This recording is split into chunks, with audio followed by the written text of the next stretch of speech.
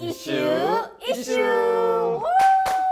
색다른 오프닝. 좋네요. 색달랐나요? 우리 예. 팀장님의 네. 잠시만요. 아, 괜찮아요. 우리 예. 팀장님의 그런 연주 실력까지 볼 수 있는 딩동댕동밖에 안 했어요. 전국 노래자랑 네. 대표로. 청아하네요. 네. 청아합니다. 네. 자, 어쨌든 우리 이슈를 본격적으로 시작해 봐야 될 것 같은데 우리 권 PD님 부산에 또 다녀오셨더라고요. 네. 아유, 부산에 고생하셨습니다. 함께 우리 네. 홍 PD도 갔다 왔는데 아, 이슈의 홍 PD 고생 PD님, 많으셨어요. 홍 PD도 갔다 왔는데 정말 고생 많으셨어요. 그런데 아주 M트렌드에서 라이브 콘텐츠를 거의 다 뭐 탈탈 털었더라고요. 그러시더라고요. 예. 맞아요. 이 홍 PD님이 부산 출장 기념으로 음. 이렇게 좀 신나게 가셨던 것 같은데 다시 돌아오실 때는 네. 아주 멘탈이 탈탈 털려 계시더라고요. 그래요? 저는- 왜 어떻게 털려 있었어요? 아이, 표정이 지금 저 표정?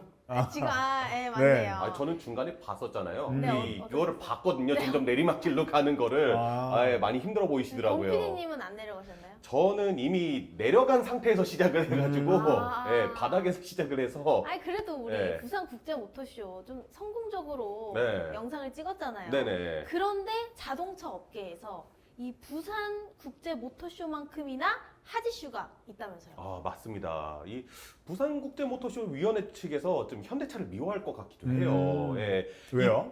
부산국제모터쇼에 버금가는 이슈를 네. 현대차에서 그 프레스데이 다음날 개막식이잖아요. 네. 그날 열어버렸어요. 어머, 네. 같은 날짜예요? 그 현대차는 온라인으로 행사를 진행을 했었는데 그게 거의 묻혀버렸다. 약간 이런 느낌이 들 정도로 좀 어마어마한 이슈를 터뜨렸는데 이게 바로 현대 엔데이입니다. 엔데이. 맞아요. 네. 제 유튜브에서도 많은 분들이 엔데이에 열광을 하시더라고요. 네. 좀 핫한 그런 느낌인데 자동차를 잘 모르는 저까지도 아니까요. 이렇게 핫했던 현대 엔데이 행사 소개를 부탁드리겠고요. 네. 엔데이 대체 N이 뭐냐 좀 궁금하기도 하거든요. 일단은 엔데이라는 행사에 대해서 아시려면은 현대 N이라는 브랜드를 좀 먼저 아셔야 될 것 같아요. 네이버 아니죠, 네이버. 네이버요? 오케이. 네. 죄송합니다. 네, 좋아요. 예, 우선 이 현대 N 브랜드 론칭이 2015년인데 이때 당시에 현대가 우리 고성능 디비전 만들 거야 라고 했을 때 좀 반신반의하거나 무시하는 곳들이 많았어요. 근데 현대차 이에 아랑곳 않고 그때 당시에 우리나라에는 팔지 않는 i20 이 차량을 바탕으로 WRC에 계속 출전을 하면서 좀 높은 성적도 거두고 거기서 데이터도 수집을 하고 그러죠. 그러면서 이제 기술들을 바탕으로 처음으로 N 브랜드로 내놓은 차량이 바로 2017년에 i30N이라는 차량이었습니다. 네, 국내에는 이 차량이 출시가 되지 않고 대신에 2018년에 벨로스터 N이라는 차량이 출시를 하게 되고요. 이 N에 대해서 아까 전에 여쭤보셨잖아요. 네. 이 N이 그 현대차 연구소가 남양이라는 곳에 있어요. 남양 연구소에 N을 따오기도 했고요. 그 다음에 독일에 가면은 그린헬 녹색 지옥이라고 불리는 니르부르크링이라는 서킷이 있는데 여기가 고저차도 상당히 심하고 일단 서킷인데 서킷 길이가 20km가 넘거든요. 녹색 지옥이라고 불리는 이 서킷에 N을 또 따서 이 N이라는 이름으로 명명한 거거든요. 불과 10년 전만 해도 사실 현대차를 상당히 얕봤던 해외 매체들도 많은데 현대가 일냈다라고 좀 엄지손가락 치켜 세우기도 했습니다. 해외에서도 인정을 하는 거네요. 그렇죠. 오. 네, N. 저는 사실 뭐 N은 갖다 붙이기 나름이지 않을까. 그쵸. 현대차 내 거 할 때 N은 뭐 이건 농담이고요. 어쨌든 네. 처음에 초창기에 N 브랜드가 나올 때까지만 해도 BMW의 M을 좀 흉내낸 게 아니냐라고 네. 해서 좀 놀림감도 어느 정도 있었어요. 약간 네네. 얕보기도 했었고 그런데 지금은 아주 그냥 호평일색이더라고요. 맞아요. 그러면서 사람들이 좀 아쉬워했던 부분 중에 하나가 잘 만들었는데 근데 내연기관 시대가 저물고 있잖아요. 네. 좀만 일찍 론칭하지. 현대차가 드디어 내연기관으로 뭔가 일을 내기 시작했는데 이 시기가 되게 애매하다라는 그런 좀 아쉬웠다는 얘기가 있었고 그 다음에 더불어서 그러면 이제 전기차 시대로 전환될 건데 네. 현대차는 이에 대해서 어떻게 대응할까? 라는 그런 좀 궁금증도 사실 많이 자아냈었죠. 그래서 M 브랜드의 역사 자체가 상당히 짧기 때문에 이 N데이라는 행사의 역사도 상당히 짧아요. 작년 같은 경우에는 이 N데이에서 코나 N을 발표하기도 했었고요. 그 다음에 N의 새로운 슬로건인 Never Just Drive 이거를 공개하기도 했거든요. 근데 이번 행사 아까 전에 말씀드렸던 전기차 시대 N을 작정하고 보여준 행사였습니다. 벨로스터 N, 코나 N, 아반떼 N 또 뒤에 이을 그 N이라는 그 브랜드 어떤 게 나올지를 약간 좀 기대감을 심어줄 수 있는 그런 행사였나 봐요. 그렇죠. 아, 저희도 이 전국의 자동차 유튜버들은 다 간 것 같은 느낌인데 네. 왜 저희는 못 갔을까요, 피디님? 그게 저희가 7월 14일이 프레스데이였는데 행사가 7월 13일에 열렸더라고요. 프레스데이 하루 전날에. 근데 일단 행사 자체가 비공개였고 네. 언론사도 초청 안 했어요. 아, 네, 언론사도 초청 안 하고 유튜버를 대표하는 자동차 인플루언서들만 불러서 이렇게 행사를 했더라고요. 우리 인플루언서는 아닌가 봐요. 일단 10만 원 좀 넘어야지. 네. 10만 원. 네, 얼른 10만 구독과 좋아요 네. 계속해서 부탁드리겠습니다. 네, 부탁드리겠습니다.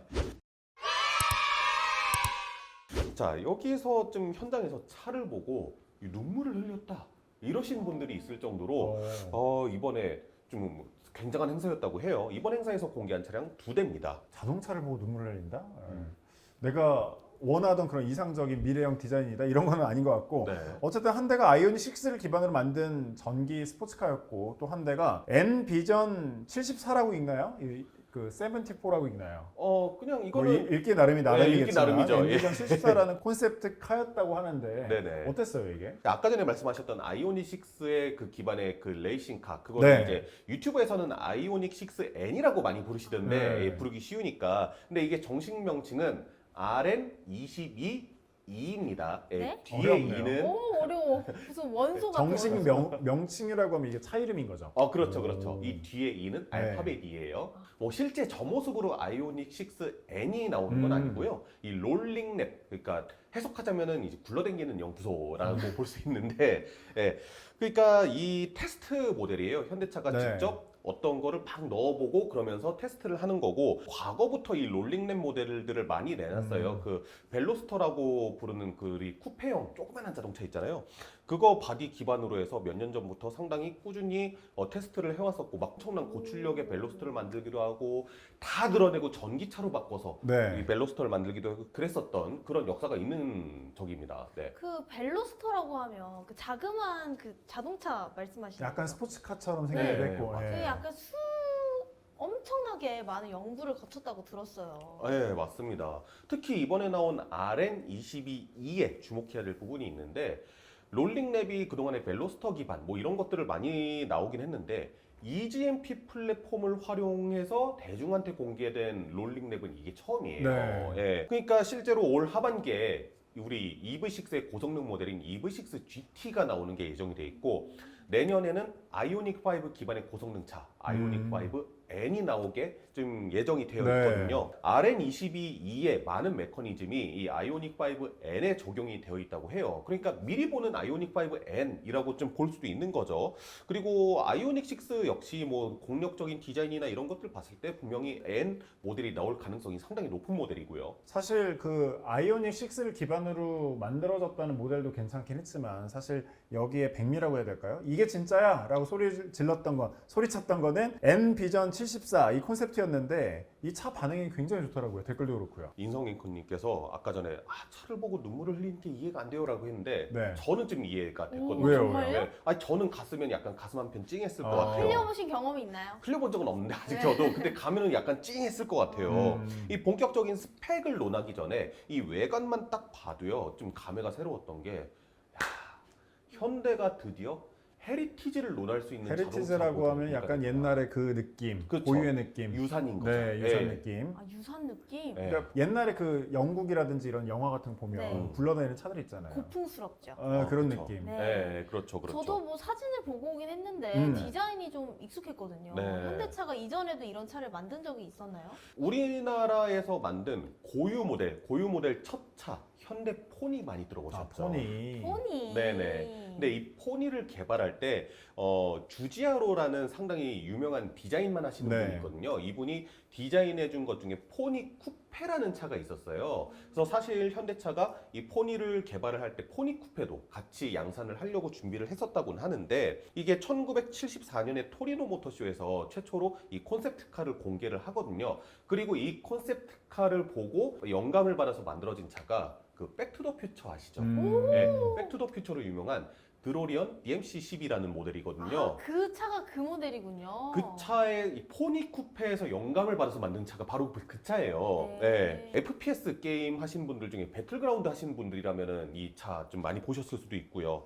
근데 대한민국이요. 당시에 사실 자동차 고유 모델이라 말씀드렸잖아요.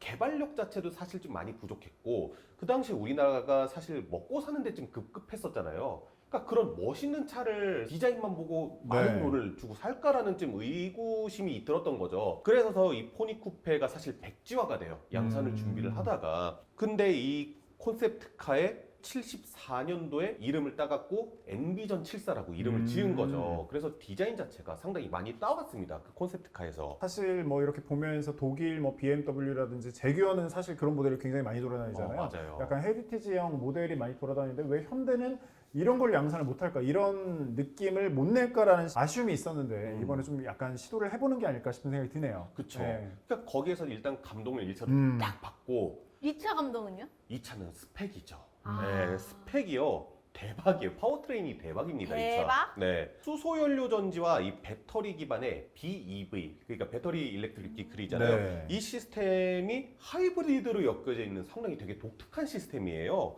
이로 인해서 주행 거리가 일단 1회 충전 시 600km가 넘는다고 할 정도로 상당히 장거리를 갈 수 있고, 배터리도 사실 수소연료 전지와 같이 돌아가는 거니까 큰 거를 넣을 이유가 없잖아요. 그래서 T자형 배터리 팩을 또 장착을 했다고 합니다. 이 결과적으로 무게 배분 자체가 상당히 좋아졌다고 네. 하고요. 그다음에 이 전기차들의 배터리 기반의 전기차들의 공통적인 단점이 배터리 자체가 무겁다 보니까 차량 자체가 무거워질 수밖에 그렇죠. 없는데, 배터리도 좀 작은 거를 넣다 보면은 아무래도 좀 그런 부분이 해결이 되지 않았을까. 물론 현대차가 공식적으로 내놓은 입장은 아닌데, 그럴 것 네, 같다라는 제가 거죠. 추측하기로는 좀 네. 그런 이점도 있을 것 같고요. 고출력 상황이 지속될 때, 이 배터리 기반의 전기차들이 계속 고출력으로 달릴 때 사실 이 배터리의 출력 저하 때문에 차량의 성능 저하가 같이 오거든요. 그랬는데 현대차는 이거를 수소 연료 전지와 같이 하이브리드로 네. 연결을 해놨기 때문에 이 고성능 상태가 오랫동안 지속이 되더라도 차량의 성능이 저하가 안 된다. 이거를 해결을 한 거죠. 전기차 특유의 좀 문제점들을 이제 해결하려고 노력을 했고, 단점들을. 네, 그렇죠. 그 중에서도 퍼포먼스를 좀 극대화시키기 위해서 상당히 연구 개발을 했다. 그야말로 저는 진짜 감동적인 차량을 내놨다라고 이렇게 봅니다. 근데 이게 양산하기까지 좀 오래 걸리는 거잖아요. 양산. 이런 게 양산이란 단어가 나오기까지 좀 오래 걸리는 거 아니에요? 일단은 현대차가 양산 계획이 없다고 밝혔어요. 네. 예. 다만 수소연료 전지차를 이제 활용한 고성능의 차량은 계속 좀 시도해 볼 것이다라고 얘기를 했고요. 사실 10년 전만 해도 현대차 하면은 저는 이 좀 돈 되는 모델만 만들고 낭만은 없는 브랜드 좀 그렇게 생각을 했었거든요. 근데 이번에 좀 다른 거죠. 이번에 완전히 바뀌었죠. 인식이 바뀌고 있는 것 같아요. 실적도 굉장히 좋았고. 네, 최근에. 맞아요. 그래서 유럽 차를 보면서 상당히 많이 동경했었잖아요. 와, 쟤네는 저런 것도 만드는구나 했던 거를 요즘에 현대차가 더 열정을 불태워서 하고 있는 느낌이 저는 들더라고요. 그래서 좀 개인적으로 감동을 받았고, 아, 잘하는 거는 좀 잘했다, 칭찬도 좀 필요하지 않나 그런 생각이 현대차 하게 이번에 됩니다. 좀 떡소리 나게 잘 만든 것 같습니다. 혁재 PD님이 이렇게 긴 방대한 네. 이 내용을 술술술술 얘기하시는 거 보니까 얼마나 감동받았는지 알 수 있었는데, 제가 댓글들 중에 제일 눈에 띄었던 게 지금 타고 있던 차를 팔아서라도 이 몇 억을 주고서라도 사겠다 맞아요. 라는 분들이 계시더라고요. 맞아요. 댓글만 그래요. 실제로 몇 억 찍고는 못 살 거 아니야. 내 생각을 해요. 네, 어쨌든 오늘 엔데이 이슈 관련해 가지고 현대차에서 시도하고 있는 헤리티지 모델도 한번 접해봤고, 앞으로의 현대차 미래, 당장은 전기차에서 뭐 수소차로 바로 이동할 수는 없겠지만 앞으로의 그런 미래 계획을 좀 볼 수 있는 시간이 아니었나 싶습니다. 네. 말이 좀 꼬이네요. 아니에요. 너무 네. 깔끔하게 네, 정리를 깔끔하게 잘해주셔가지고 네, 얼른 끝내도록 네, 하자. 다음 주에도 기대하 슈슈슈.